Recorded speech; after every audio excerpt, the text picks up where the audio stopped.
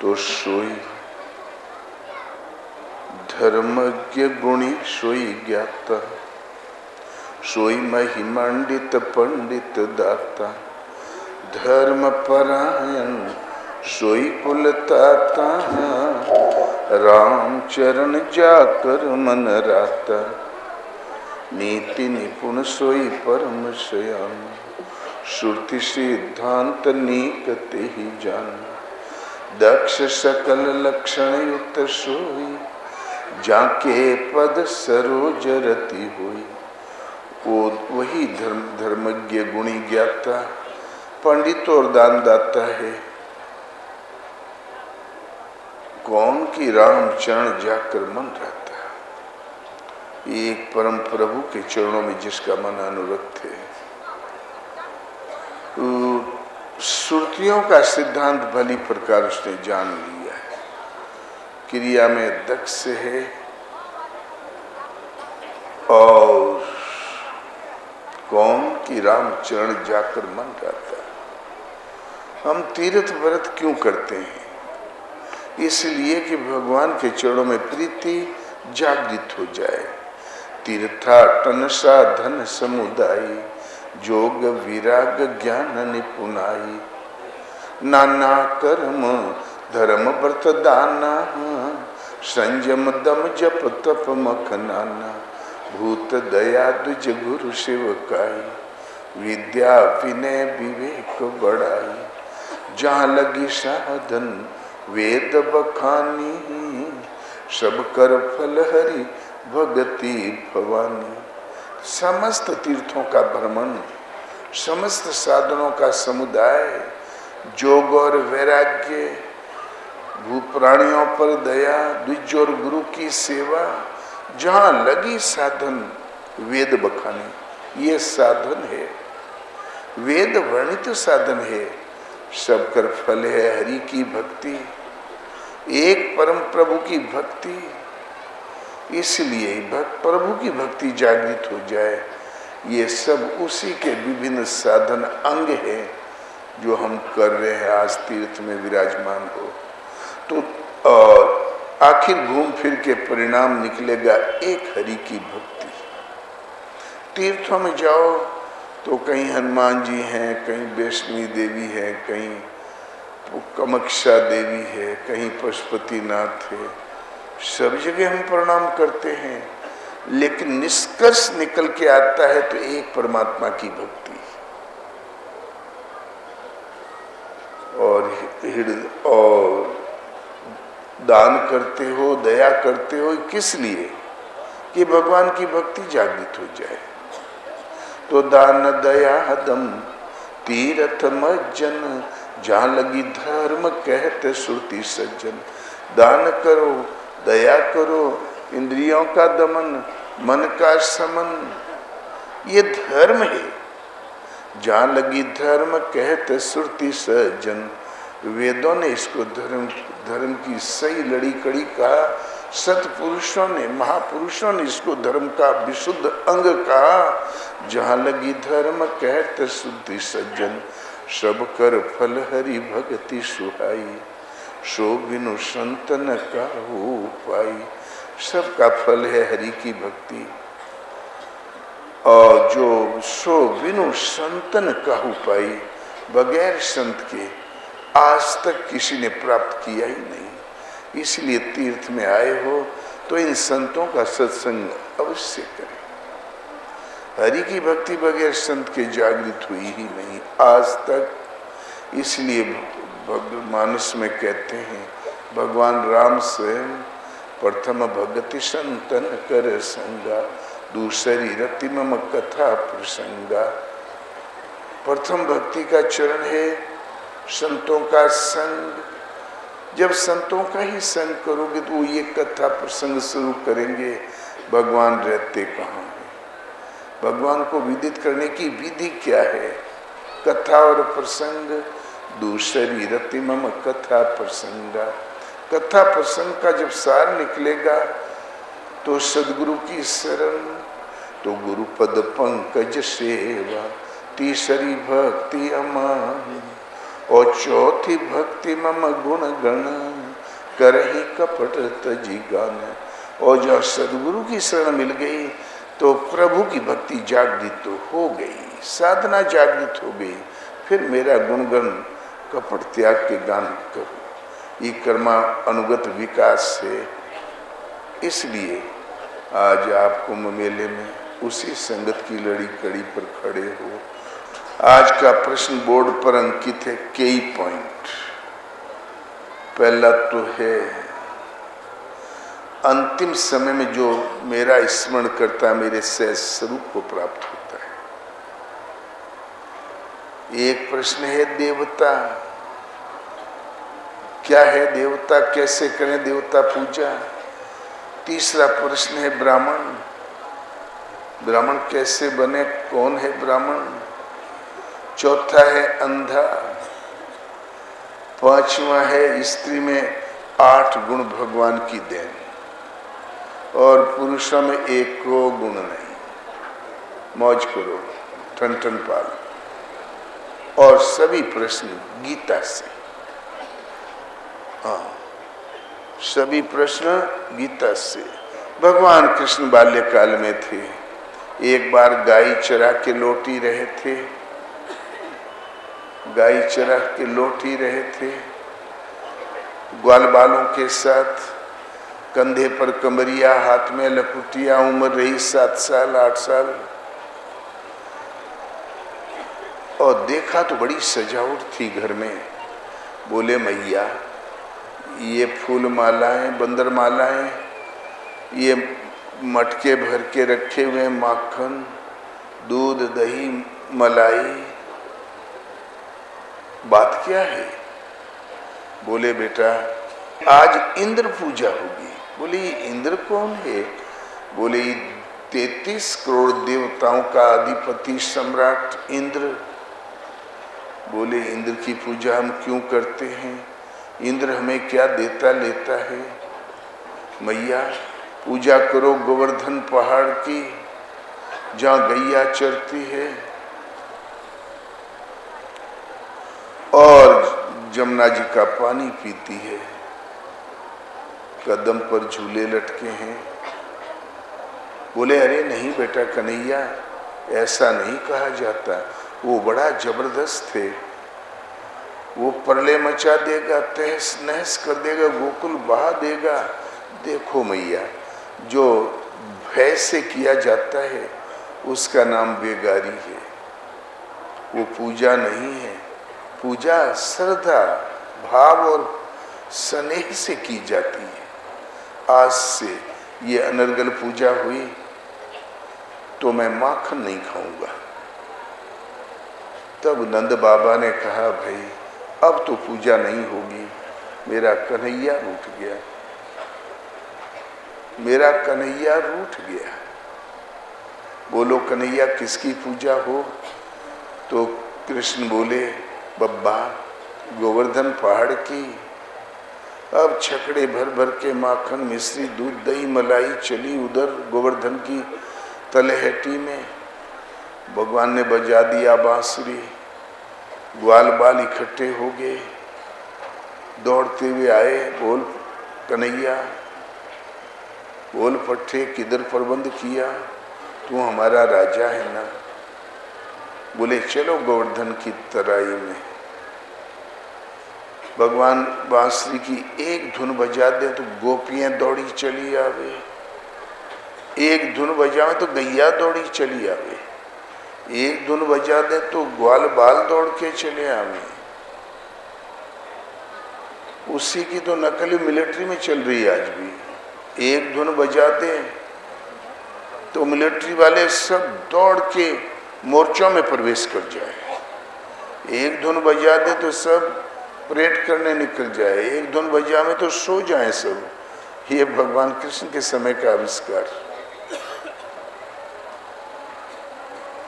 और सब आगे मटकियां फोड़ी, माखन खाया, दूध पिया, मलाई खाया और लगे रासलीला करने।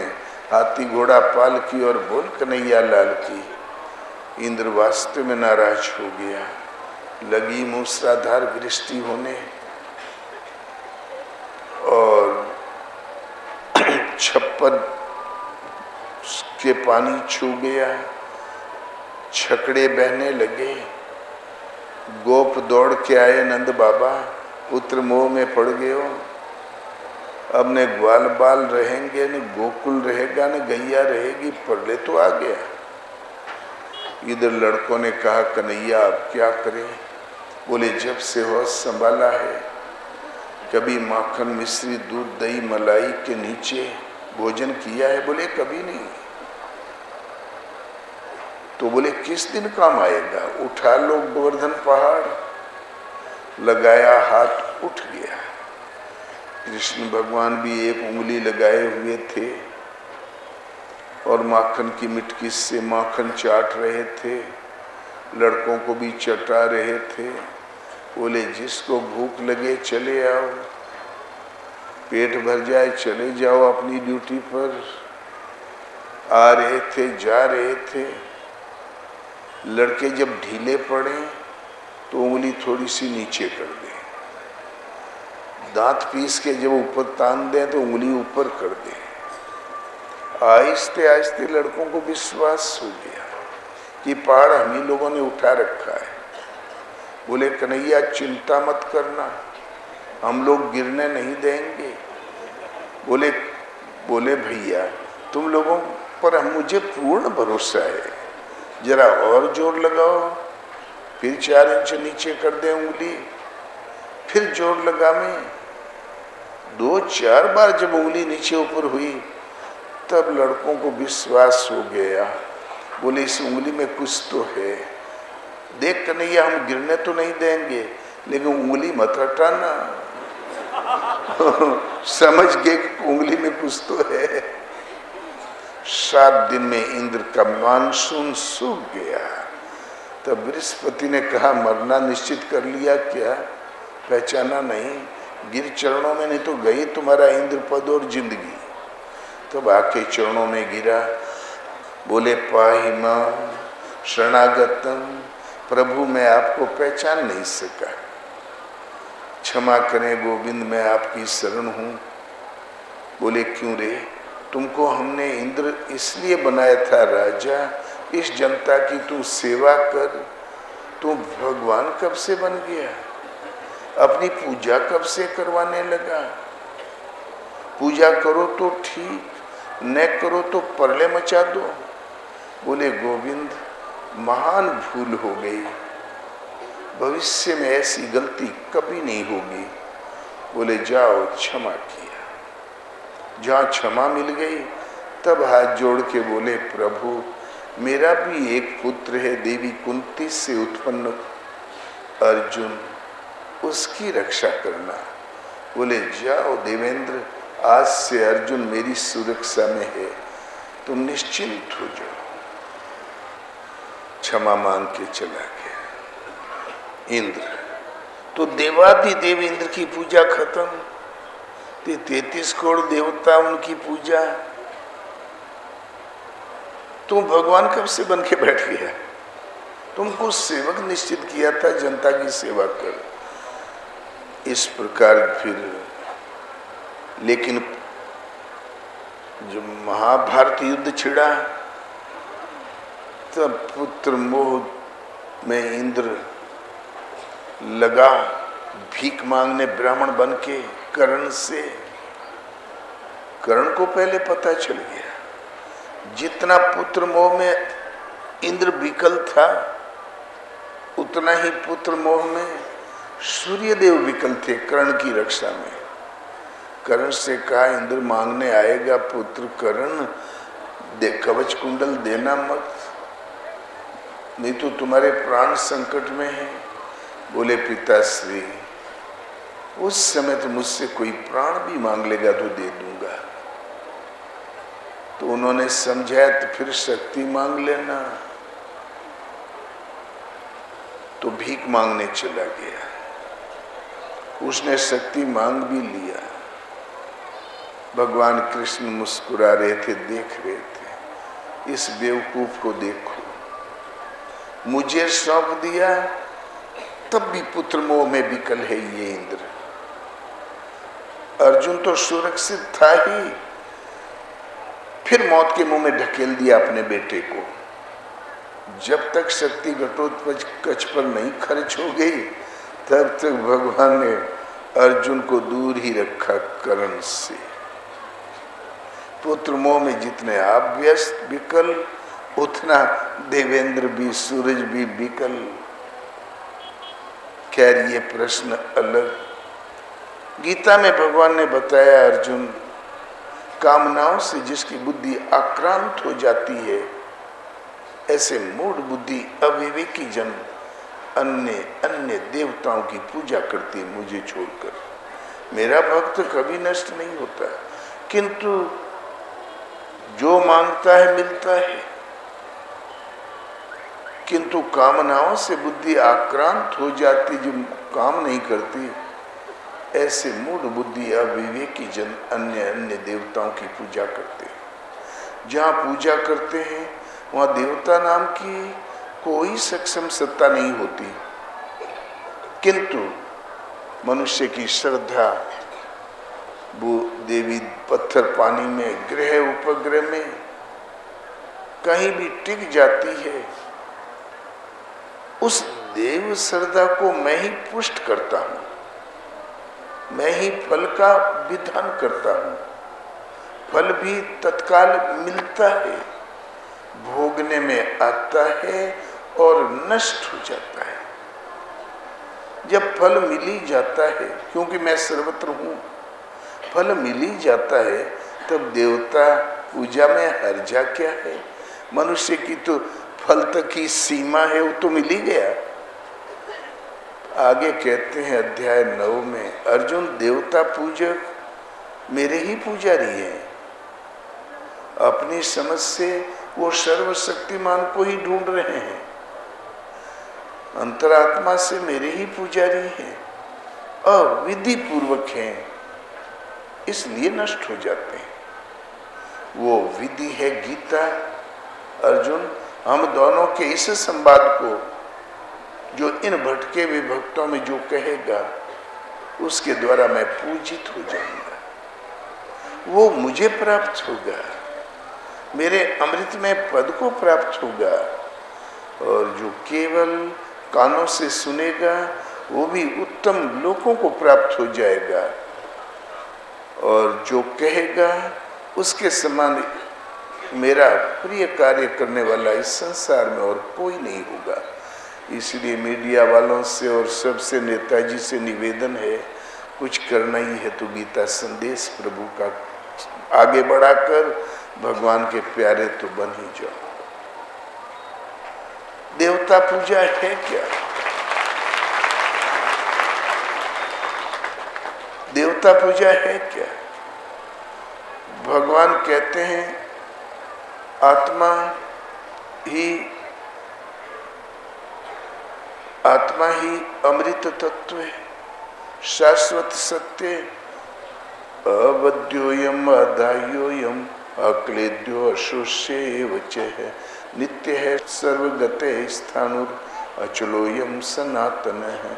आत्मा अवध्य है, शस्त्र नहीं काट सकता, अग्नि नहीं जला सकती, वायु नहीं सुखा सकती, आकाश अपने में विलय नहीं कर सकता।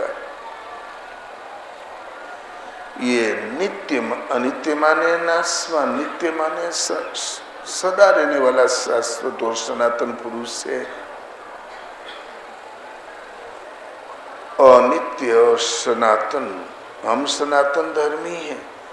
आत्मा अर्थात परमात्मा, वो प्रभु ही सनातन है, वो शाश्वत है,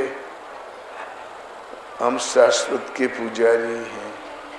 वो परम सत्य है, वो अमृत तत्व है, काल से अतीत है, अकाल पुरुष है, जिनके तेज के अंश मात्र से सृष्टि का सृजन, पालन और परिवर्तन होता ही रहता है। किंतु वो अचिंत्य है, अगोचर है, चित्त और चित्त की तरंगों से परे है। अब चित्त का निरोध कैसे हो? चित्त का निरोध करके उस प्रभु को विदित कैसे करें? उस विधि विशेष का नाम कर्म है, योग साधना है। वो कर्म एक उस कर्म का आचरण ही विशुद्ध धर्माचरण है। वो एक निश्चित विधि है। नियतम कुरु कर्म त्वम कर्म जायो ह्य कर्मणः शरीर यात्रा पीचते न प्रसिद्धेद अकर्मणः। अर्जुन, वो एक निश्चित विधि, नियत कर्म, निश्चित एक नियत विधि है। कुछ कर डालना कर्म नहीं है। यदि तुम कर्म नहीं करोगे तो तुम्हारी शरीर यात्रा भी सिद्ध नहीं होगी। शरीर यात्रा माने इस शरीर से उस शरीर, फिर शरीर छूटा तो फिर शरीर, एक भी शरीर और धारण करना पड़ा। एक पड़ाव तक की यात्रा अभी बाकी, आगे शरीर न धारण करना पड़े तब शरीर यात्रा पूर्ण। कर्म कोई ऐसी वस्तु जो शरीर यात्रा को पूर्ण कर देता है। शरीर संस्कारों पर टिका हुआ है। एक संस्कार बाकी है तो एक जन्म और लेना पड़ेगा। अंतिम संस्कार का मिट जाना और मन का अचल स्थिर ठहर जाना, और इस संस्कार है तो शरीर निर्माण होगा। अंतिम संस्कार का मिटना, शरीर निर्माण के कारण का मिट जाना एक साथ घटित होता है। और जब भीतर संस्कार है ही नहीं तो मन में उद्वेग कहां से पैदा होगा। इसलिए मन का अचल स्थिर ठहर जाना ये एक साथ घटित होता है। इसके साथ ही शरीर यात्रा पूर्ण। मन का धरातल शांत। माया मन के ऊपर बैठ के तो संचालित होती थी, माया टिके कहाँ। ता फिर माया से संबंध छूटा, परमात्मा का आलोक उभर आता है। भगवान आप में दृष्टि बनकर खड़े हो जाएंगे सामने स्वयं। नहीं समझोगे तो समझा लेंगे और तुरंत दर्शन स्पर्श और स्थिति मिल जाएगी। कर्म कोई ऐसा जो शरीर यात्रा को पूर्ण करती है, सहज स्वरूप में स्थिति दिलाती है। किंतु कर्म है क्या? तो यज्ञार्थात कर्मणो अन्यत्र लोकोयम कर्म बंधनम तदर्थम कर्म कौन्तेय मुक्त संगः समाचर है। अर्जुन, यज्ञ को कार्यान्वित करना ही कर्म है। अब एक नई वस्तु सामने आ गई कि यज्ञ समझ में आवे तो हम उसको कार्य रूप दें तो हमसे कर्म पार लगे। यज्ञ का नाम सुनते ही लोगों का चित्त वहां चला जाता है। झोंपड़े बने हो, वेदी बनी हो, सुहा सुहा चलता हो, धुआं निकलता हो गया यज्ञ। लेकिन यज्ञ, योग यज्ञ के 3 रूप है, इष्ट, पूर्त और योग। भागवत में 3 रूप आया है। जो वेदी बनाकर कुछ वस्तु दाह किया जाता है, कुछ भी, उसका नाम है इष्ट यज्ञ। जो करता है उसको लाभ होगा, इसका फल करने वाले को मिलता है, पुण्य बढ़ता है। दूसरा पूर्त यज्ञ, पेड़ पौधा लगाना, कुआं बावली खुदवाना, धर्मशाला बनवाना, फलदार पेड़ लगाना, जो सबकी आपूर्ति करे, ये पूर्त यज्ञ। इसका फल सबको मिलता है।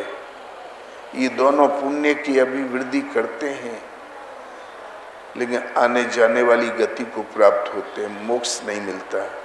तीसरा है योग यज्ञ, जो इंद्रियों को, शरीर को इंद्रिय संयम में हवन करते हैं, इंद्रियों को मनोनिग्रह में हवन करते हैं, मन को ओंकार में हवन करते हैं, ओम प्रणव में हवन करते हैं, प्रणव को, ओंकार को आत्मा में आत्मा को परमात्मा में हवन करके परमात्मा स्वरूप में विलय कर लेते हैं। योग यज्ञ, तो यज्ञ को कार्यान्वित करना ही कर्म है। तो यज्ञ कोई निश्चित विधि होनी चाहिए। अन्यत्र जो दुनिया व्यस्त है, रात दिन मोहित है, क्या यज्ञ नहीं करते?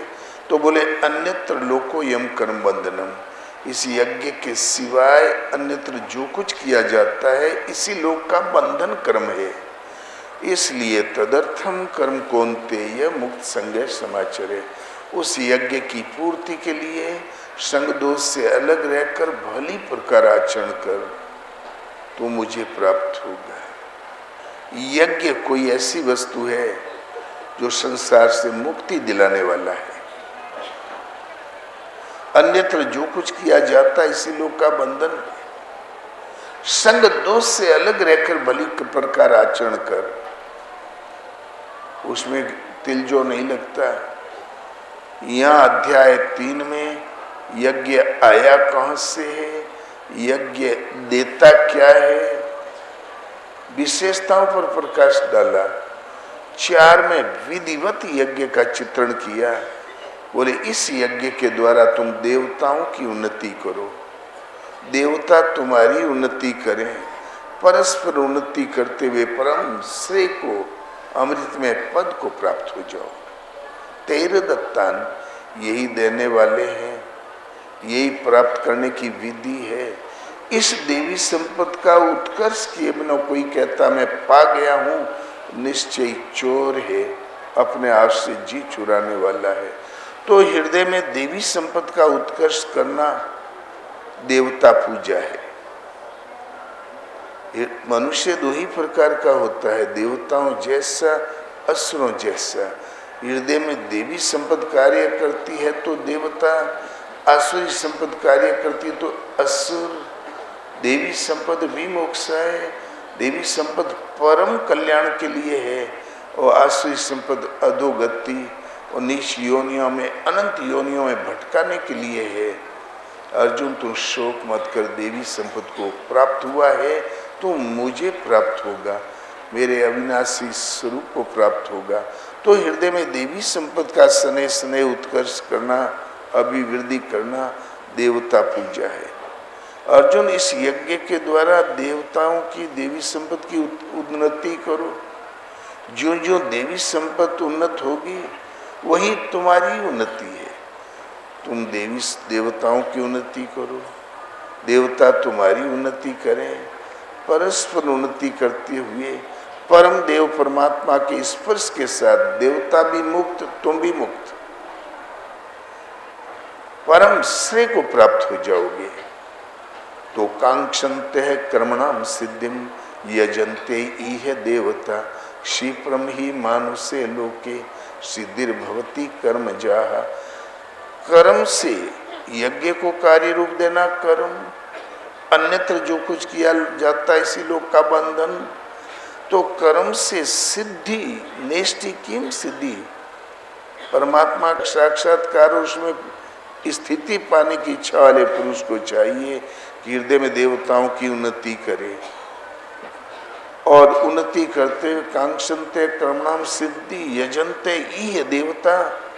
और जो जो देवी संपत्ति बलवती हुई शीघ्र ही हो, शीप्रमी मानुषे लोके, इस शरीर के जीते जी सिद्धिर भवती कर्मजा, कर्मों से उत्पन्न सिद्धि, दर्शन ईश्वर और साक्षात्कार और स्थिति शीघ्र ही प्राप्त कर लेता है। मुवे मुक्ति गुरु कहे स्वार्थी, झूठा दे विश्वासा। हृदय में देवी संपत्ति को अर्जित करना, श्रद्धा और समर्पण भाव के साथ चिंतन में प्रवृत्त होना देवता पूजा है। तीसरा प्रश्न है इसमें, ब्राह्मण जब साधना के कर्मोन्नत सोपान है, जब हम चिंतन में प्रवृत्त होते हैं, चित्त का निरोध ही कैसे हो। साधना के प्रथम चरण में अचेत है प्राणी, या निशा है सर्वभूतानां तस्याम जागृतो संयमी। सभी प्राणी जगत रूपी रात्रि में निश्चेष पड़े हैं। जहां थोड़ा संयम सदा, तो तस्याम जागृतो संयमी, गीतोक्त साधना समझकर थोड़ा संयम सदा, तो पुरुष जाग जाता है। हृदय में जो प्रक्षुब्ध है आत्मा वो जागृत हो गई, मार्गदर्शन करने लगी। जागृति के भजन जागृत हो गया। जागृति के प्रथम चरण में वो शूद्र होता है, भाग्यशाली है। करोड़ों सोए हुआ में वो जागने वाला है। उस समय परिचर्यात्मकम सेवा और शरण सानिध्य से फिर और थोड़ा संयम उन्नत हुआ, तो गो संयम, गोरक्षा, आत्मिक संपत्ति, स्थिर संपत्ति, सने सने उसका संग्रह है। और जो स्तर उठा, तब फिर शौर्यम तेजो धृतिर्दाक्ष्यम, शौर्य, तेज, धैर्य, दक्षता, भगवान के वरद हस्त के नीचे जब पहुंच गई साधना, शरीर रथ है, इंद्रियां घोड़े हैं, मन लगाम है, ये लगाम प्रभु के हाथ में आ गई, तब पूरे निमित्त मात्रम भवसभ्य साचिन, निमित्त मात्र होकर रथ शरीर चलने लगा। अर्जुन, विजय तुम्हारी होगी, मेरे व मारे हुए मुर्दों को मार। और चौथे चरण में जब साधना पहुंची, शत्रु है ही नहीं, अंतिम शत्रु दुर्योधन भी मारा गया मान लो, तो समय दमे तपे शोचम शांति राजो में वचे ज्ञानम विज्ञानम आस्तिक्यम ब्रह्म कर्म स्वभावजम। मन का सहज समन, इंद्रियों का सहज समन, भगवान के द्वारा प्रदत्त जानकारी का नाम ज्ञान है, वास्तविक जानकारी। और साक्षात्कार के साथ मिलने वाली अनुभूति का नाम ज्ञान है। गीता के अनुसार यो माम अजम अनादिम च वेत्ति लोक महेश्वरम असमूढ़े से मृत्यु सर्व पापे ही परमुच्यते। जो मुझ अजन्मा अनादि समस्त लोकों के महान ईश्वर को विदित कर लेता है, वो मरण धर्मा मनुष्यों में ज्ञानवान है, वो संपूर्ण पापों से मुक्त हो जाता है। ज्ञान साक्षात्कार के साथ मिलने वाली जानकारी, अनुभूति का नाम ज्ञान है। और जब से भगवान मार्गदर्शन करने लगते हैं, वो ज्ञान की निम्नतम सीमा जागृति है। तो ये ज्ञान और तो ज्ञान और अनुभूति जब स्वभाव में धारणा, ध्यान, समाधि ढल गई तो ब्राह्मण है। स्वभाव प्रभवीर गुण है। इस साधना का उतार चढ़ाव आपकी वृत्ति पर है, आपके स्वभाव पर है। शरीर तो साधन धाम है, एक मकान है। इसलिए ब्राह्मण एक स्थिति जो स्वभाव में ही गुण ढल जाए, भगवान कृष्ण कहते हैं इस साधना पथ में आरंभ का नाश नहीं। नेहा भी कर्म नाशोस्ति प्रत्यवायो न विद्यते स्वल्पम अपश्य धर्म से त्रायते महतो भयात। इस निष्काम कर्म योग में आरंभ का नाश नहीं। 2 कदम चल दिए, आरंभ हो गया। अगले जन्म में जहाँ साधना छूटी है वहीं से आरंभ होगा। दैवी योग से तीसरा ही कदम उठेगा, आगे पड़ेगा। यदि पेड़ अंकुरित हो गया, पौधा 2 पत्ती दिखाई पड़ गई, तो कभी विनाश नहीं। सृष्टि में कोई वज्रापात नहीं नष्ट कर दे। वो फलेगा, फूलेगा, मिलेगा आपको। आरंभ का नाश नहीं। सीमित फल रूपी दोष नहीं कि स्वर्ग रिद्धियां सिद्धियां वैकुंठ में फंसा के खड़ा कर दे। इसलिए स्वल्पम अपस्य धर्मस्य त्रायते महतो भयात। इस धर्म का स्वल्प अभ्यास महान जन्म मृत्यु के भय से उद्धार करने वाला होता है। धर्म अपरिवर्तनशील है। धर्म में परिवर्तन होता ही नहीं। स्वल्प अभ्यास पार लग गया, जीवन बीमा हो गया, मोक्ष तो नहीं हुआ, मोक्ष का आरक्षण भली प्रकार हो गया। स्वल्प अभ्यास तो घर में रहते हुए ही होता है। घर छोड़ने वाला स्वल्प अभ्यास करता है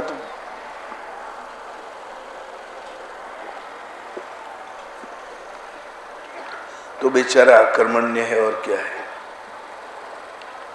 फिर आगे कहते हैं इस निष्काम, इस कर्म आत्म दर्शन की विधि विशेष में नेहा भी क्रम नाशोस्ति प्रत्यवायो न विद्यते। इसमें अगले में कहते हैं कि इसमें निश्चय आत्म क्रिया एक ही है। इसमें बहुत सी क्रियाएं नहीं, तो क्या बहुत सी क्रियाएं करते हैं वो भजन नहीं करते हैं। व्यवसायत्मिका बुद्धि रेके कुरु नंदन बहुशाखा अनंताश्च बुद्धि व्यवसायी नाम। अर्जुन निश्चयात्मक, इसमें बुद्धि एक है, क्रिया एक, तो बहुत सी क्रियाएं बताते, क्या वो भजन नहीं करते। बोले कदा नहीं अर्जुन, अविवेकियों की बुद्धि अनंत शाखा वाली होती है। बुद्धि अनंत शाखा वाली इसलिए अनंत क्रियाओं का विस्तार कर लेती है, दिखावटी शोभा युक्त वाणी में व्यक्त भी करते हैं। वेद वाद रहता, वेद के बाद विवाद में अनुरक्त रहते हैं, जिसमें फल बल लिखा उसी की ओर अनुरक्त रहते हैं। और उनकी वाणी की छाप जिनके चित्त पर पड़ जाती है, उनकी बुद्धि भी नष्ट हो जाती, न कि कुछ पाते हैं। वे जन्म मृत्यु रूप अनंत परिणाम को प्राप्त होते हैं, न कि मोक्ष। इस कर्म को करके मोक्ष से शुभार्थ अशुभ अर्थात संसार बंधन से छूट जाओगे। उनके लिए है आवागमन, कहा करो ज्ञान है, मुक्ति है, लेकिन आवागमन नहीं, पिंड छोड़ता। जब वेदों में अनुरक्त रहते हैं तब भी नहीं छूटता, कारण क्या। तो त्रिगुण्य विषया वेदा निस्त्रिगुण्यो भव अर्जुन निर्द्वंदो नित्य सत्वस्थो निर्योग क्षेम आत्मवान। अर्जुन वेद तीनों गुणों तक ही प्रकाश करते हैं, इसके आगे का हाल नहीं जानते। निस्त्रिगुण्यो भवार्जुन, तुम तीनों गुणों से ऊपर उठ। वेद तीनों गुणों तक ही प्रकाश करते हैं। वेदों की अधिकृत भूमि तीनों गुणों से आगे बढ़, ऊपर उठ। कैसे उठें।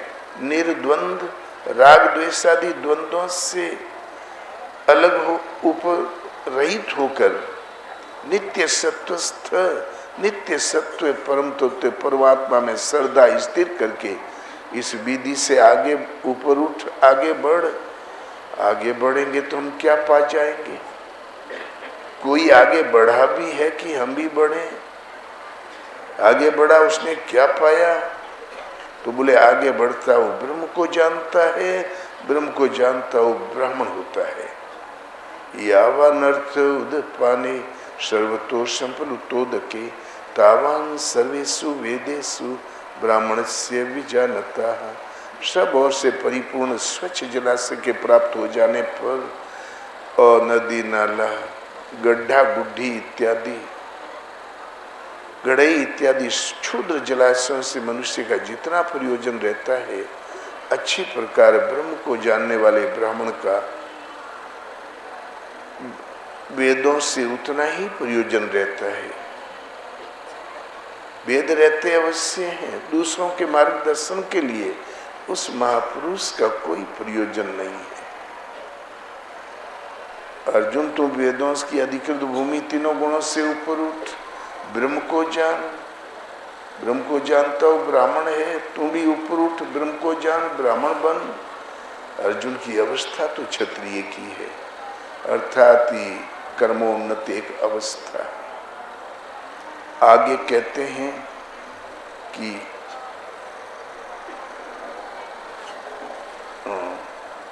यस्य सर्वे समारंभा काम संकल्प वर्जिता ज्ञानाग्नि दग्ध कर्माणम तमाहु पंडितम बुधा जिस पुरुष के द्वारा संपूर्णता से आरंभ की हुई क्रिया अर्थात कर्म, नियत कर्म उत्थान होते होते इतनी उन्नत हो गई कि काम संकल्प वर्जिता, काम माने कामनाएं, कामनाओं से इच्छाओं से ऊपर उठ गया।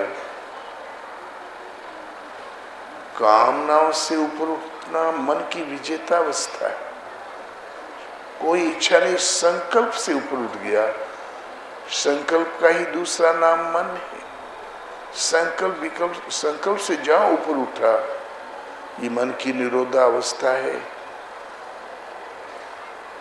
ता ज्ञानाग्नि दग्ध क्रमाणम, जिसको जानना चाहता था उस परमात्मा की प्रत्यक्ष जानकारी के साथ मिलने वाली अनुभूति ज्ञान है। उस ज्ञानाग्नि में कर्म सदा के लिए जल जाते हैं। उसी को बोधे स्वरूप महापुरुषों ने पंडित कहकर संबोधित किया है। पंडित एक स्थिति है, साधना के परिणाम में प्रत्यक्ष जानकारी के साथ मिलने वाली अनुभूति है। ओम तत्सदिति निर्देशो ब्राह्मणस्त्रिविधे स्मृत है। ब्राह्मणास्तेन वेदाश्च यज्ञाश्च विहिता पुरा। ओम तत् और सत्य तीन प्रकार का पर ब्रह्म परमात्मा का नाम है। इसी से यज्ञ, वेद और ब्राह्मण रचे गए। ब्राह्मण एक रचना, वेद एक रचना, यज्ञ एक रचना, योग विधि यज्ञ है।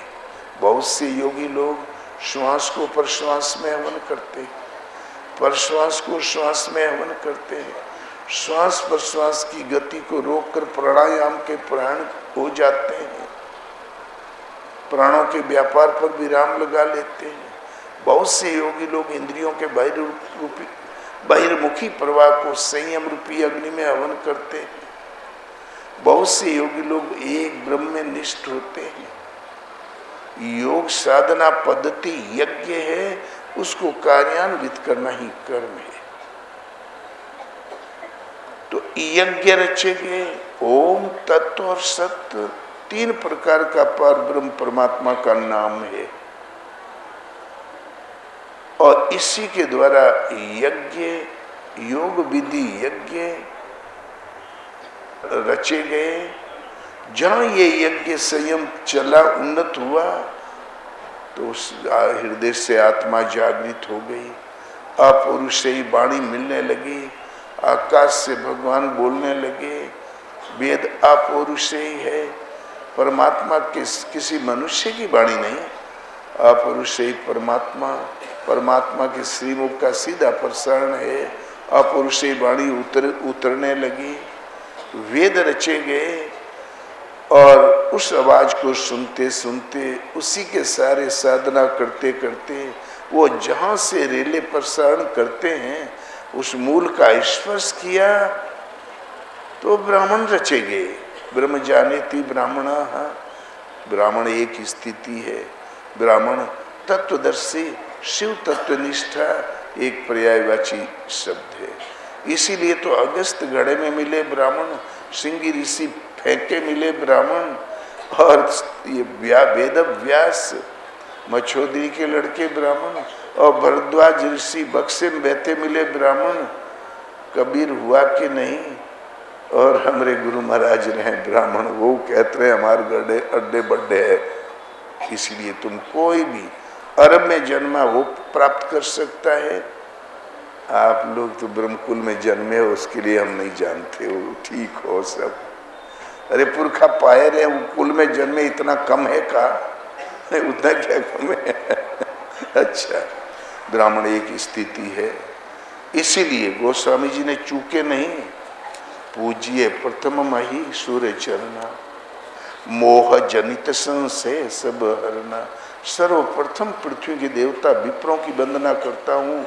क्या है विप्र की परिभाषा? स्वयं मोह से मुक्त हो और आपको पकड़ के मोह से मुक्त कर दे। क्या दुबे जी कर दे हैं मोह से मुक्त? पाजे हैं तो चढ़ बैठी हैं। और विप्र एक स्थिति, आगे नहीं बताएंगे। तीसरा प्रश्न है स्त्रियों के लिए भगवान की तरफ से 8 गुण।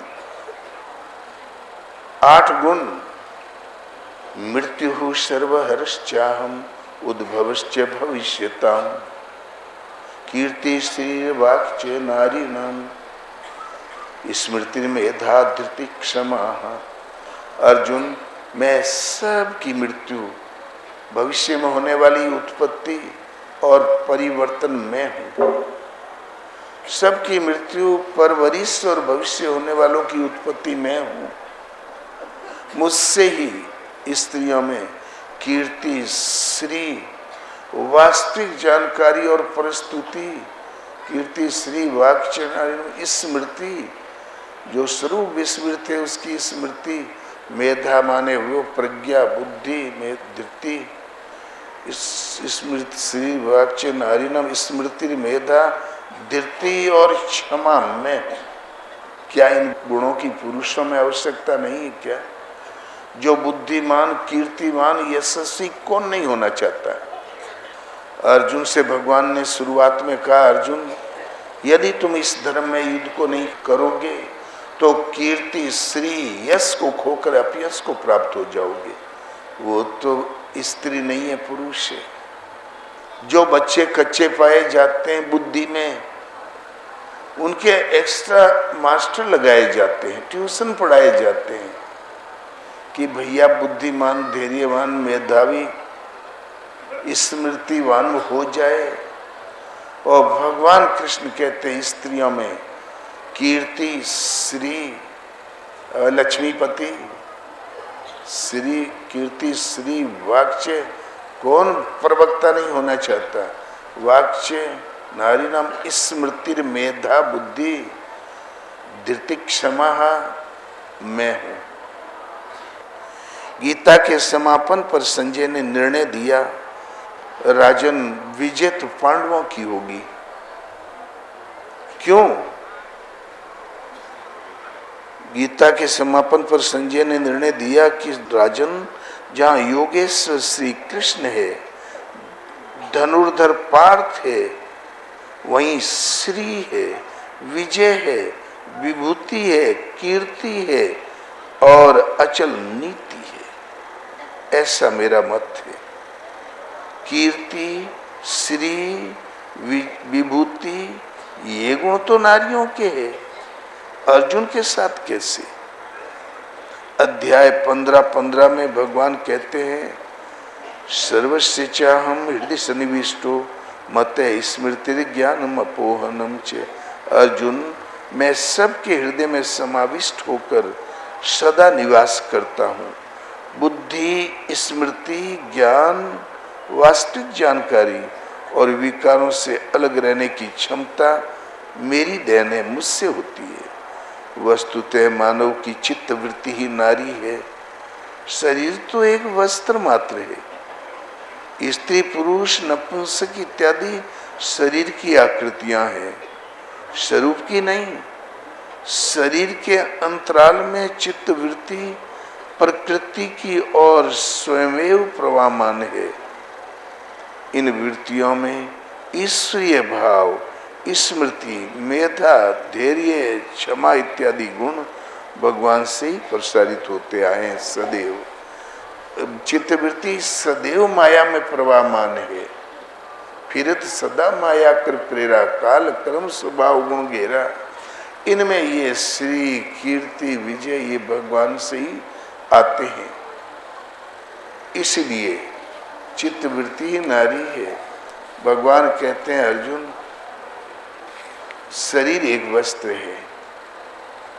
सत्य वाशांसी जीर्णानि यथा विहाय नवानि गृणानि नरो पराणि तथा शरीरानि विहाय जीर्णानि यन्यानि संयाति नवानि देहि। पुराने जीर्ण शीर्ण वस्त्र को फेंककर मनुष्य जैसे नवीन वस्त्र धारण कर लेता है, ऐसे ही भूतादिकों का स्वामी ये जीवात्मा जिस शरीर रूपी वस्त्र को त्यागता, त्याग कर नवीन वस्त्र धारण कर लेता है। शरीर एक वस्त्र है। वस्त्र आपने जीवन में कितने कपड़े फाड़ के फेंक दिए, इसमें कौन सी जान है? आप पर हमला हुआ, आपका शर्ट पैंट धोती कुर्ता कोई रख ही लिया अलग, तो क्या प्राण बच गए? इसलिए तू युद्ध कर अर्जुन। तो क्या अर्जुन कौरवों को मारेगा? वस्त्र तो वस्त्र, शरीर युधिष्ठिर को मारो, भीम को मारो। अरे शरीरधारी तो वो भी तो खड़े हैं वस्त्र, क्या मारने से मर जाएगा? इधर शरीर छूटा, दूसरा शरीर तैयार। करोड़ों वर्ष अर्जुन मारे तब भी नहीं छूटेगा शरीर। शरीर संस्कारों पर टिका हुआ, शरीर की खुराक रोटी दाल नहीं है। शरीर का आधार संस्कारों की रील है। यदि एक भी संस्कार शेष है संचित में, तो एक जन्म और लेना पड़ेगा, एक शरीर धारण करना पड़ेगा। अंतिम संस्कार का मिट जाना, शरीर के पुनर्निर्माण के कारण का मिट जाना एक साथ घटित होता है। जब संस्कार है ही नहीं तो मन में उद्वेग कहां से पैदा हो? तब फिर मन भी अचल स्थिर शांत सम ठहर जाता है। ये चित्त की निरोधा अवस्था है।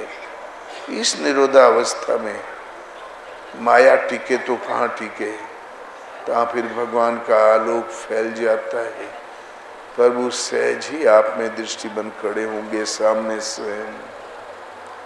नहीं समझोगे समझा लेंगे। वहाँ केवल प्रभु का ही आलोक रहता है। इसलिए ये शरीर के जो है स्त्री पुरुष नपुंसक, ये तो शरीर वस्त्र के नाम नेसन है। इस चित्त वृत्ति सहज प्रकृति की ओर उन्मुख है युगों से। इसमें ईश्वरीय गुणों का संचार भगवान कहते हैं मैं करता हूं। भगवान कहते हैं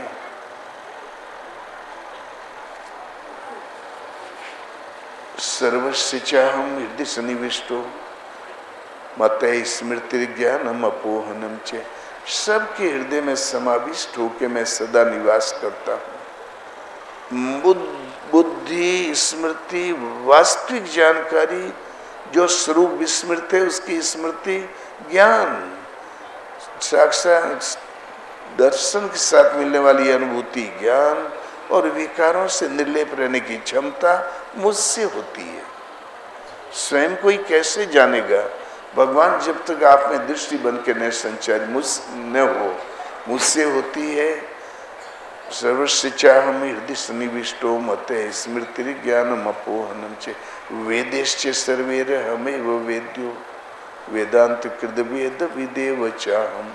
मैं सबको जानता हूँ, मैं ही जानने योग्य तत्व हूँ। मुझे जान लेने के तुरंत पश्चात वेदांत कृत वेद विदेव चाहम, वेद का भी अंत, वेदे माने जानकारी, जानकारी का भी अंत।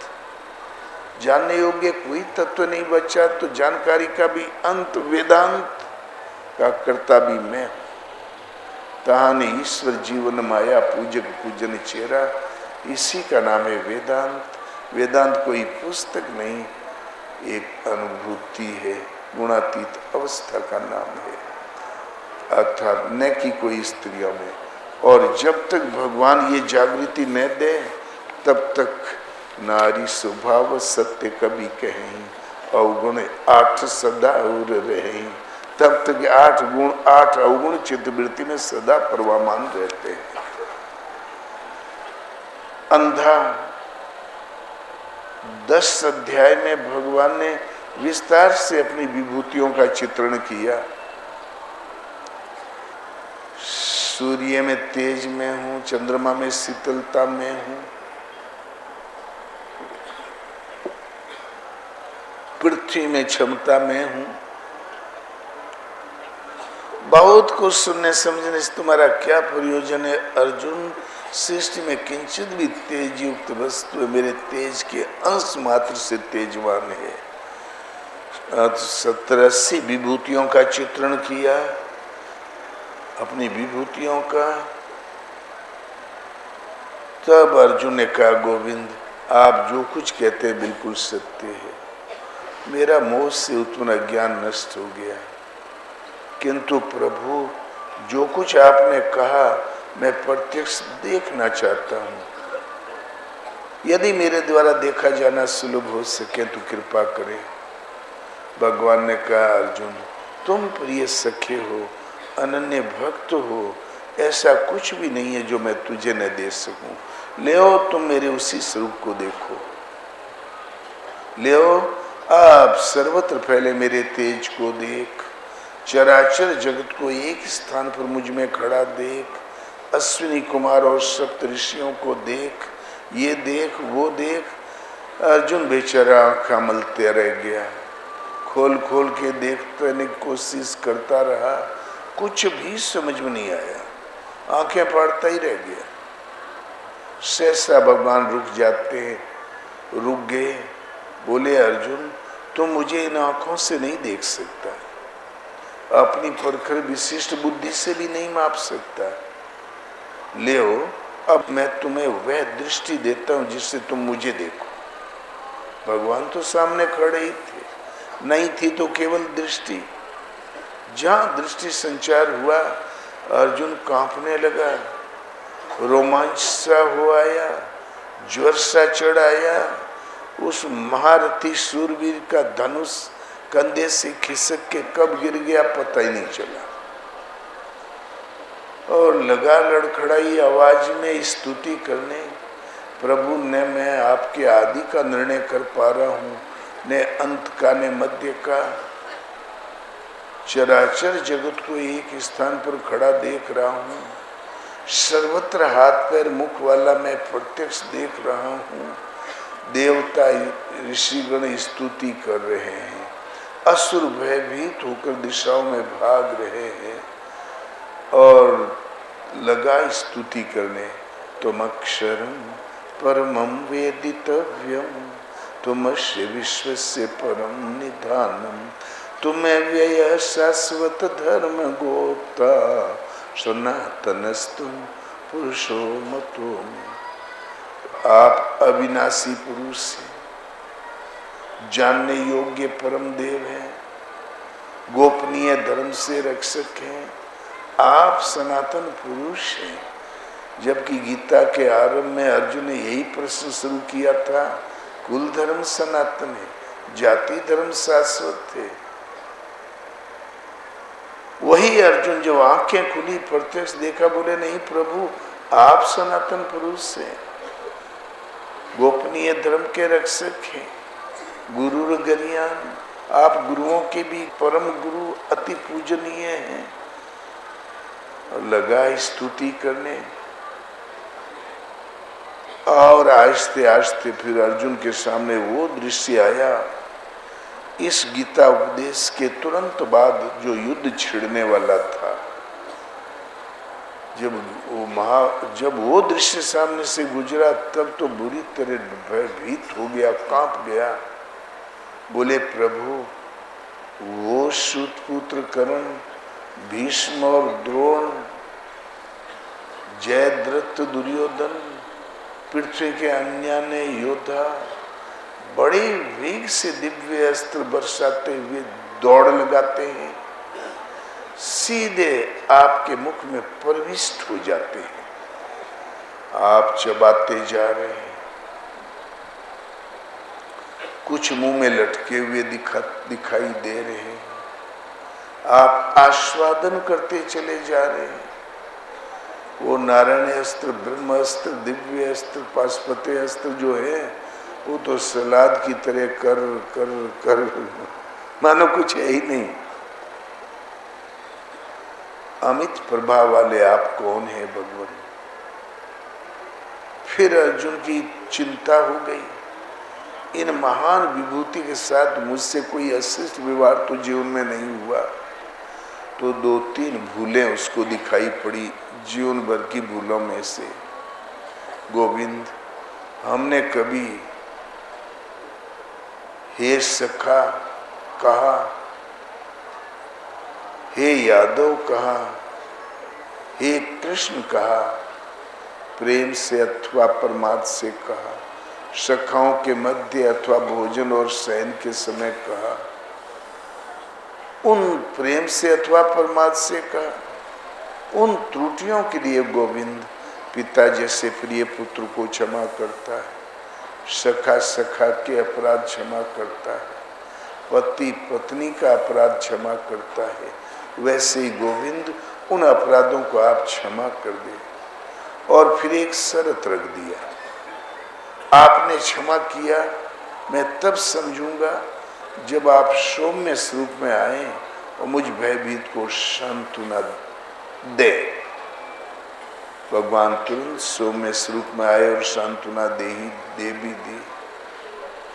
18 अक्षौणी जन समूह, 2.5-3 अरब तो लड़ने योग्य योद्धा थे और करीब उतने ही उनके घोड़ों की चारा देने वाले, राजा महाराजाओं को कपड़े पहनाने और सेवा देने वाले थे। 6 अरब की आबादी में सब के सब अंधे थे। खाली धृतराष्ट्र अंधा नहीं था, सब अंधे। और अर्जुन भगवान के साथ छाया की तरह साथ चलने वाला, वो भी अंधा। तब तक निरंतर अंधा ही था जब तक भगवान कृष्ण ने स्वयं दृष्टि प्रदान नहीं कर दी। इधर वो वेद व्यास की कृपा से संजय को दृष्टि मिली। जो कुछ अर्जुन ने देखा था वो सब कुछ संजय ने भी देखा। उसी के प्रभाव से अपने आप को परलोकवासी बनाया था, भजन किया था, पार हो गया।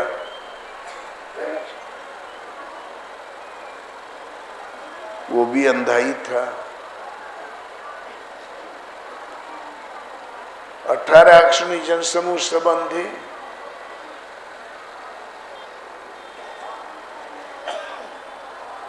इसलिए ईश्वर पथ में, भगवत पथ में जो प्राप्ति वाली आंखें हैं, उसको खोलने का एक ही स्रोत है, रामचरितमानस में है। आरंभ में ही आंख खुलने की विधि दी गई है। तो पहले हमारा गीता वाला बात है।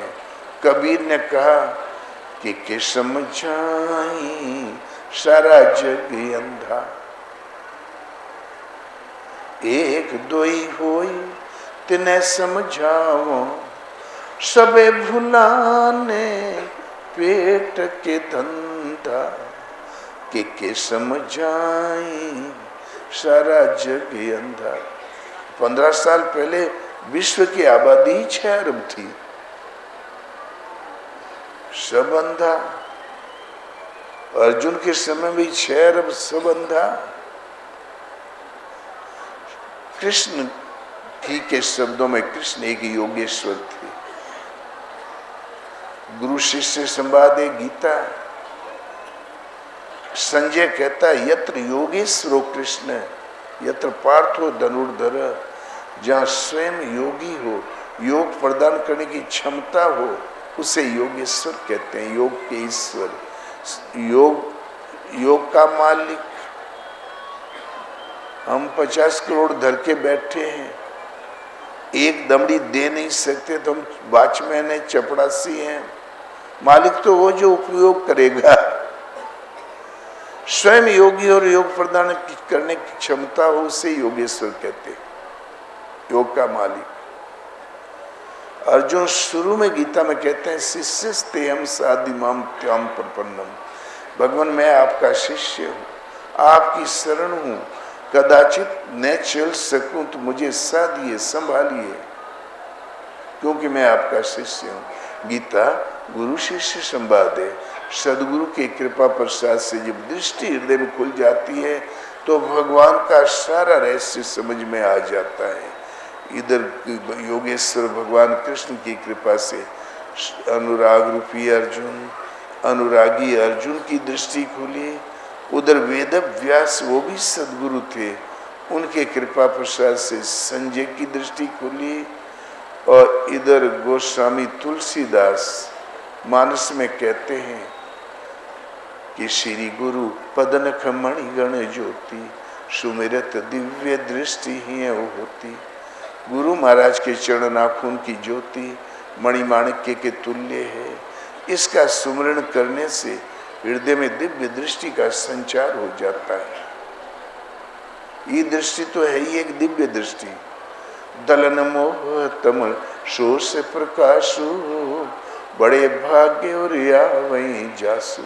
मोह से उत्पन्न अंधकार का दलन कर देता वो प्रकाश, और उगरही विमल विलोचन ये के, मिटही दोष दुख भवर जनी के। और वो प्रकाश अंधकार नष्ट कर देता है और हृदय के निर्मल नेत्र खुल जाते हैं। वो लोग भाग्यशाली हैं जिनके हृदय में ध्यान की स्थिति में सद्गुरु के चरण हृदय में आ जाएं। तो किसी ने मेहनत किया, रगड़ किया और गुरु महाराज के चरण हृदय में आई गए तो उससे लाभ क्या? तो उगरही विमल विलोचन ये के, मिटही दोष दुख भवर जनी के।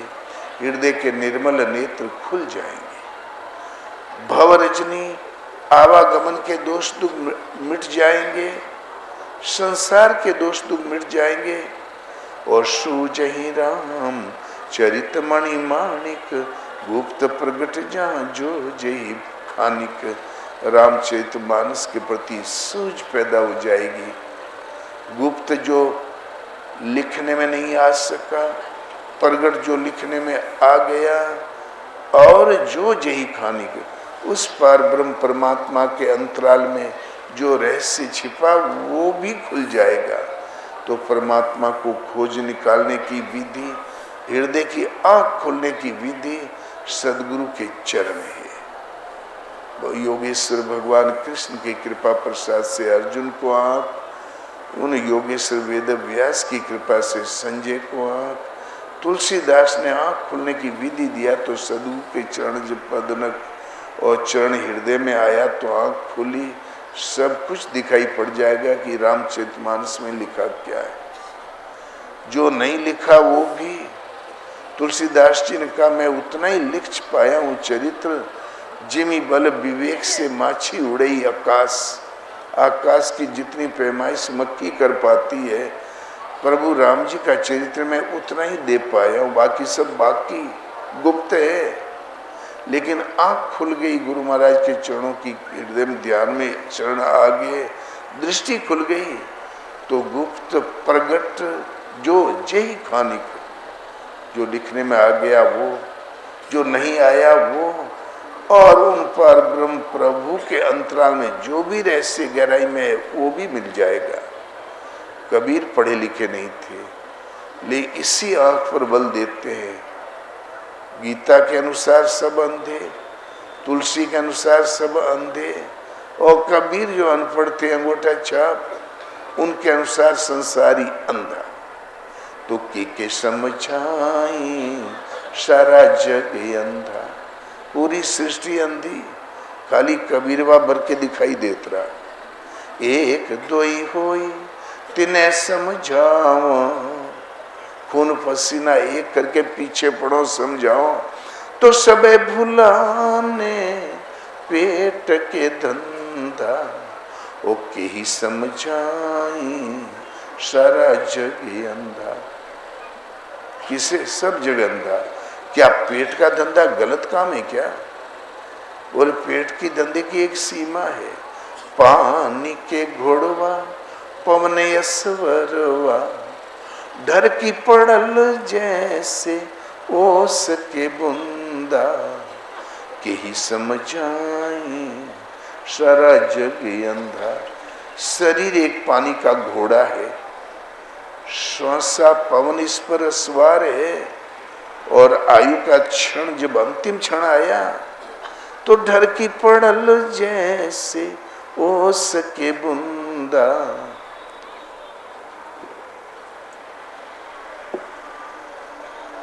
सुबह शीतकाल में फसल की नोक पर, धान में गेहूं की नोक पर ओस की बूंदें मोती की तरह चमकती रहती है।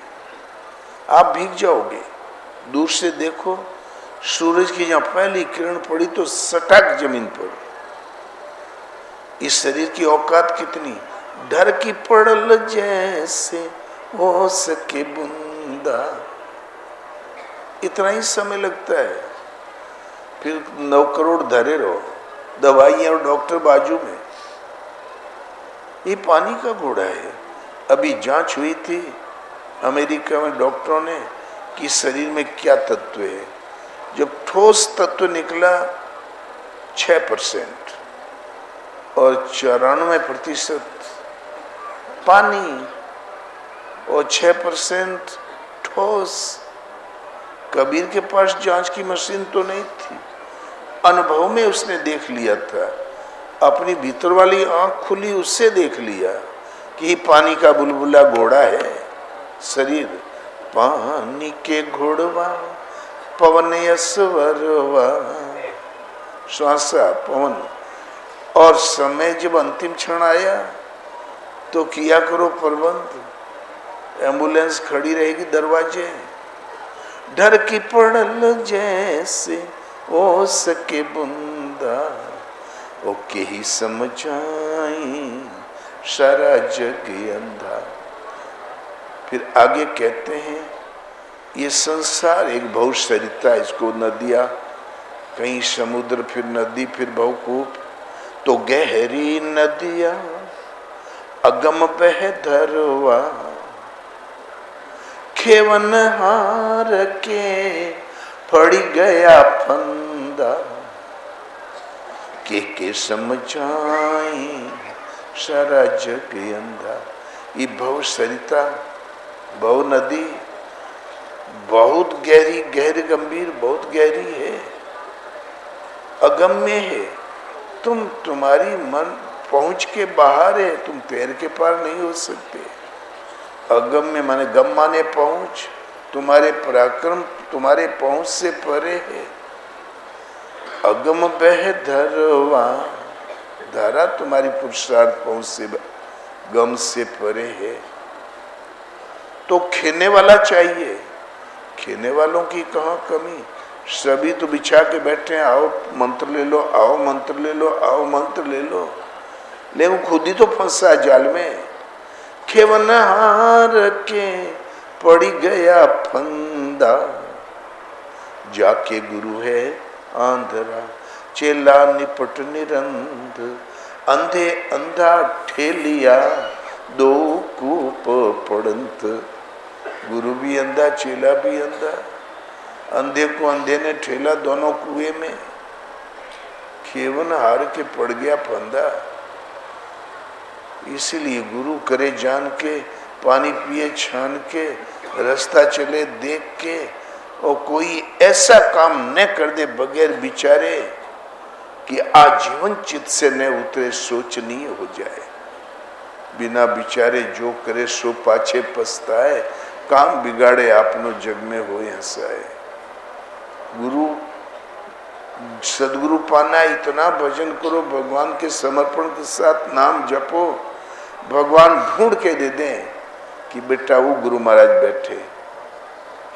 संत विशुद्धि मिलई परिते ही, राम कृपा करी चितुमा जेही। भगवान के कौन गरज पड़ी जो तुम्हारे ऊपर कृपा करे। इतना गीता पढ़ो, नाम जपो, इतनी प्रार्थना में तल्लीन होके लगो, छप्पर फाड़ के कृपा करेंगे। बोले बेटा ले गुरु, अन्यथा दौड़ के गुरु बना लोगे ना तो दो नरक में ठेलम ठेला। कबीर सावधान करते हैं कि खेवन हार के पड़ी गया फंदा, के ही समझाई सारा जग अंधा। आगे, वो जिस प्रभु को हमें पाना है वो हृदय के अंदर ही पाओगे। सृष्टि ढूंढने के पास जब कभी किसी ने पाया तो हृदय में। तो घर की वस्तु नजर नहीं आवे, घट की वस्तु नजर नहीं आवे, दिया ना बारी के ढूंढत अंधा। दिया बार के खुद अंधा है, दिया बार के ढूंढ रहा है कि समझाई सारा जग अंधा। और जो तुमने बहुत अर्जित कर रखा है, लागी आग सकल बन जरी गया, ओ बिनु गुरु ज्ञान भटकी गया बंदा, के समझाई सारा जग अंधा। जो हमने फुलवाड़ी तैयार कर रखी है, तेरे तापों की ज्वाला बराबर दग्ध है चारों तरफ। कहे कबीर सुनो भाई गुनिया, और देह मुए पाछे मर गई दुनिया।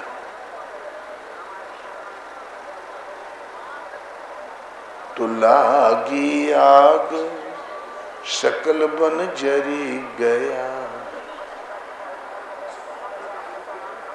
बिन गुरु ज्ञान जरूरी। एक तरफ तो खेवने वाले के फंदा पड़ गया, कबीर कहता भले गुरु अनिवार्य नितांत आवश्यक, खेवने वाला समझ के करो, गुरु तो चाहिए। तो बिन गुरु ज्ञान भटकी गया बंदा, के ही समझाई सारा जग अंधा। तो गुरु ज्ञान कैसे मिलेगा? प्रार्थना करो, चिंतन करो, मिलेंगे। कहे तो कबीर सुनो भाई संतों, एक दिन जाई लंगोटी झार बंदा। एक दिन प्रतिज्ञाबद्ध हो जाओ। एक तो लंगोटी जो पहनी जाती है, एक लोही लंगोटी है, प्रभु में लो लगा के मीरा की तरह, प्रहलाद की तरह प्रतिज्ञाबद्ध होके लगो प्रभु में। गुरु भी छप्पर फाड़ के मिल जाएंगे, ढूंढना नहीं पड़ता। हमारे गुरु महाराज ने ढूंढा ही नहीं था,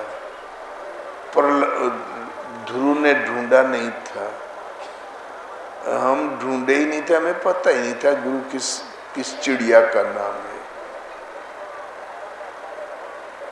गुरु महाराज ही ढूंढते रहे। हमारे पहुंचने से 2 साल पहले गुरु महाराज ने घोषणा किया था, इस नाम का एक व्यक्ति आने वाला है। और हम पहुंचे तो सुबह से प्रतीक्षा कर रहे थे। तो गुरु प्राप्त करने के लिए केवल एक काम करो, लो लगाओ, श्रद्धा पूरी हृदय से सुमरन शुरू करो। तो कहे तो कबीर सुनो भाई संतों, एक दिन जाई लंगोटी झार बंदा, ओ के समझाई सारा जग अंधा।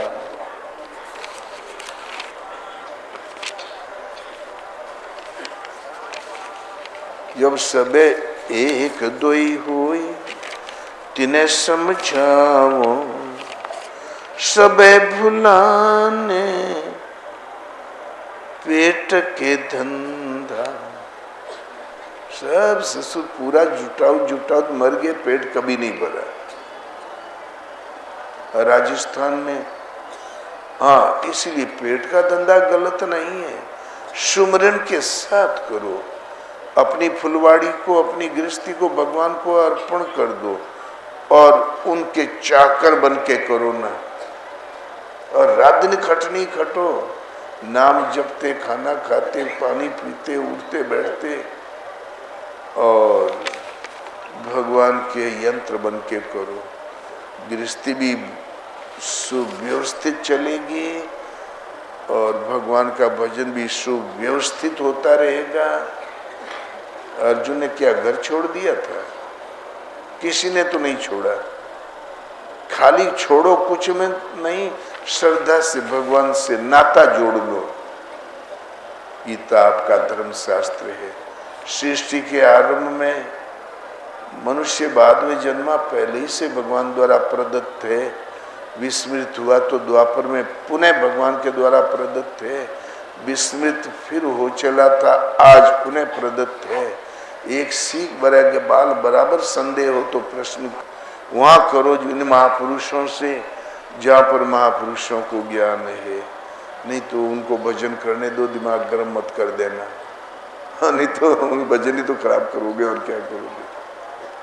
और बगदाद में एक राजा था, बादशाह, बगदाद में नहीं, इधर यरूशलेम में, तो बड़ा विजेता नवाब, विश्व विजय का स्वप्न संजोए हुए था, ऐंठ रहा था। उसने स्वप्न देख लिया। बोले कल उसने स्वप्न देखा, स्वप्न में मौत आई और उसने पीठ पे हाथ धर के कहा कि तुम बड़े वेग से मेरे पास आओ, ठीक समय पर आओ, ठीक जगह पर आओ। उसने मुंह घुमा के मौत का चेहरा देख लिया। भय की वजह से चीख निकल पड़ी भयंकर। खतरे का सायरन बज गया। फौज तैनात हो गई, चतुरंगनी सेना। सेनापतियों ने पूछा जहां पना किधर से खतरा, बताया सपने का हाल। तब सबकी गर्दनें लटक गई। अब सपने के शत्रु से कहां लड़े। तो सेनापतियों ने कहा जहां पना इस महल में कुछ न कुछ तो है, आप ऐसा करें, तेज तर्राट घोड़े में बैठ के कहीं निकल जाए दूर। घोड़े का चुनाव भी सेनापतियों ने किया। बादशाह चढ़कर चले। रात को 2 ही बजे बेतहाशा भागे जा रहे थे। दोपहर की चिलचिलाती धूप, वो रेगिस्तान अरब वाला। शाम होते होते एक हल्की सी वाटिका में पहुंचे। न 10 कदम चलने की शक्ति रह गई थी घोड़े में, और न घुड़सवार में घोड़ा चलाने की। और उतर के जहां बगीचा में बैठे, विचार किया वाह बहुत दूर आ गए। इतने में मौत का हाथ पड़ा पीठ पर कि तुम बड़े वेग से आए, ठीक समय पर आए और ठीक जगह पर आए, और प्राण पखेरु उड़ गए। भला मौत से भाग के कहां जाएगा।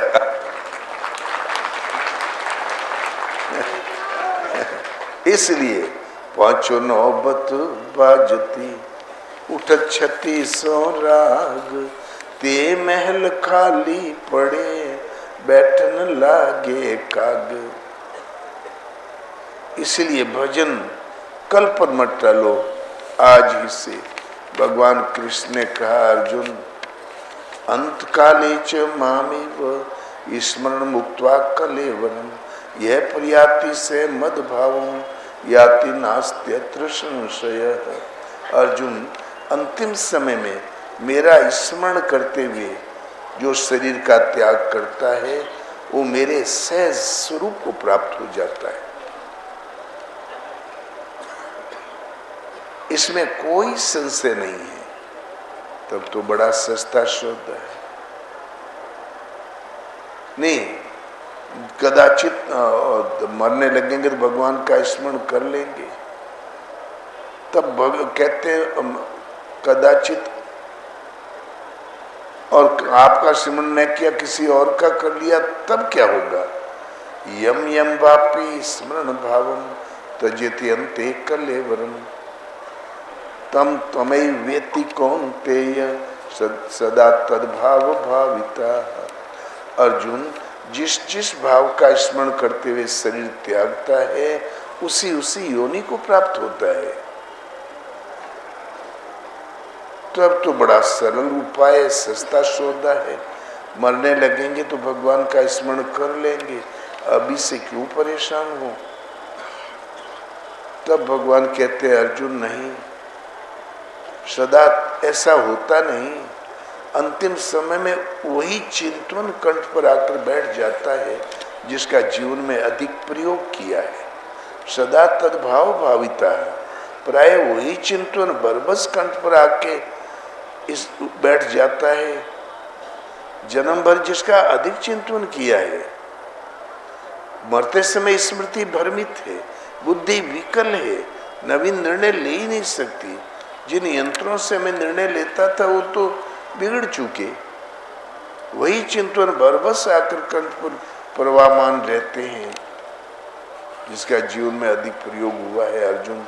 इसीलिए तू आज ही से, अब ही से निरंतर मेरा चिंतन कर और युद्ध कर। अर्जुन को तो सौभाग्य से विशाल विश्व युद्ध की संरचना थी, उपलब्ध था। हम कौन सा युद्ध करें? लगता है युद्ध वालों के लिए गीता। किंतु जब आगे युद्ध की, आगे निरंतर चिंतन की विधि बताई तो भगवान ने कहा, अर्जुन योग विधि को,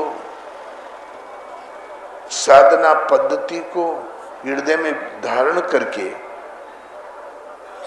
और एकांत देश का सेवन करते हुए, वैराग्य में स्थिर रहते हुए, सिवाय मेरे अन्य किसी विषय वस्तु का न स्मरण करते हुए निरंतर चिंतन कर और युद्ध कर। मान लो ये माइक भगवान है तो एक कागज न दिखाई पड़े, टेबल माला न दिखाई पड़े, कदाचित दिखाई पड़ता था, आपका चिंतन ही अधूरा है। निरंतर चिंतन करो, युद्ध कर। एकांत देश का सेवन है। हमें छोड़कर कोई है भी तो नहीं, पता नहीं हम झगड़ा किससे करेंगे। राग होता, राग माने लगाओ, तो हम झगड़ जाते, भैया का हिस्सा नहीं, हमारा भी है कुछ। जब राग ही नहीं है, वैराग्य, देखी सुनी विषय वस्तुओं में लगाव का नाम राग। देखी सुनी विषय वस्तुओं में लगाव है ही नहीं, वैराग, तो झगड़ा कैसे होगा? किस लिए? वैराग में स्थिर रहते हुए एकांत सेवन, योग विधि को भली प्रकार आचरण में डालकर, सिवाय मेरे अन्य किसी विषय वस्तु का न स्मरण करते हुए निरंतर चिंतन कर और युद्ध कर। वहां है कौन जिससे हम झगड़ा करेंगे? वास्तव में जब शांत एकांत हम बैठते हैं, चिंतन में अन्य चिंतन न आवे, उस वक्त माइक प्रवृत्तियां बाधा के रूप में प्रत्यक्ष ही है। काम, क्रोध, लोभ, मोह, राग, द्वेष की लहरें उठने लगती है। पहले तो कभी चिंतन किया नहीं था, आज ही तो हमने शुरू किया है, इसलिए लहरें उठने लगती है।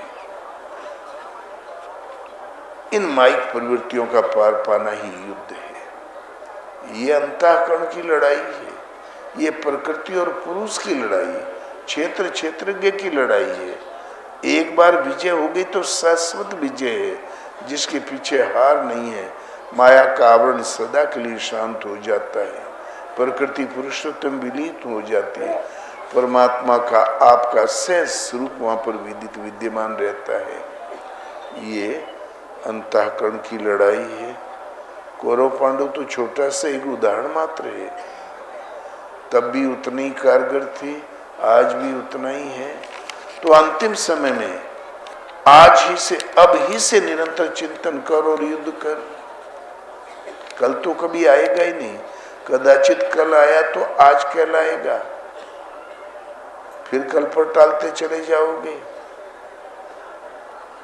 अंतिम समय में वही चिंतन कंठ पर बैठ जाता है। एक मरणासन थे बुजुर्ग, दो लड़के थे, एक बड़ा छोटा। तो बड़ा तो मायावी था, कभी पापा को पानी भी नहीं दिया था कायदे से। छोटा पितृ भगत और धर्मात्मा भी था।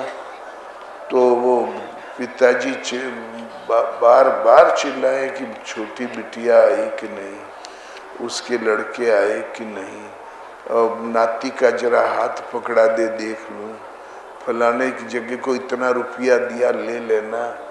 वो तिवारी जी को पैसा दिया, थोड़ा चिमड़े 10 बार दौड़ाएंगे लेकिन दे जरूर देंगे, छोड़ना मत। उसको नमक दिया था, देख ले लेना। अब जाऊं जाऊं जाऊं जाऊं तो बड़ छोटा लड़का बोला, वो धार्मिक था, बोले पापा हम लोग जी लेंगे, आप हमारी चिंता छोड़ो, आप भगवान का नाम जपो, ओम राम शिव वासुदेव, कुछ तो कहो, अंतिम समय है। उसको नाम न आवे भगवान का। कभी ये कभी वे, इतने में वो अंतिम समय था। आंगन में बछुआ झाड़ू चबा रहा था, छोटा बछुआ। बुढ़े का, बुजुर्ग का कलेजा फटा जा रहा था। पूरी शक्ति लगा के बोला, बझा। बछुआ झाड़ू चबा रहा, इतना तो ताकत ही नहीं थी। बझा। तो छोटे लड़के ने सोचा, अब हमारे पिताजी वासुदेव वासुदेव कह रहे हैं, जब राम राम कह के दशरथ वैकुंठ चले गए तो हमारे पिताजी भी वैकुंठ जरूर जाएंगे। और बड़ा लड़का के जहाँ कान में पड़ा बझा, तो सोचा, अरे किसी वसीयत का नाम ले रहे हैं, झा साहब का नाम ले रहे हैं। हमें विश्वास था पिताजी 15-20 लाख रुपया रखे हैं, और जहाँ रखे हैं अब इन्हें विश्वास हो गया कि मैं नहीं बचूंगा। अब वो बताना चाहते हैं। तुरंत भागा डॉक्टर के पास। हमारे पिताजी कोई खास बात कहना चाह रहे हैं, एक बार बुलवा दीजिए। जन्म भर तो पानी नहीं दिया था, 2 घूंट। लेकिन डॉक्टर ने कहा, सुई इंजेक्शन जरा महंगा है, 5,000 रुपये का एक इंजेक्शन। लेकिन लड़के को सस्ता लगा। मामला जो 15-20 लाख का था, जन्म भर तो 1 घूंट पानी नहीं दिया, आज सस्ता लगा। जहाँ सुई की गर्मी चढ़ी तो बुढ़वा चिल्लाया, अरे बछुआ झाड़ू चबा रहा है, मेरे बाद मेरी इज्जत का क्या होगा? तुम मर जाओगे ऐसे बखाए बिना, और मेरी प्रतिष्ठा धूल में मिला दोगे। और बस सुई की गर्मी ठंडी होती चली गई और सांस रुकती चली गई। राम नाम सत्य है। तो जन्म भर गटर मस्ती करो और कहो कि आखिरी में भजन कर लेंगे भगवान का, ये भूल है। करना भजन एक ऐसी वस्तु है जो कल पर नहीं टाली जा सकती। इसीलिए आप धर्मशास्त्र लो और भजन के लिए सब समय पर, भजन के लिए कोई जगह पवित्र नहीं है। फूल बिछा के अतर छिड़क के बैठ ले जाओ, हृदय में श्रद्धा, मन में समर्पण नहीं, कंठ पर नाम नहीं, तो जगह वो भी अपवित्र ही होती है।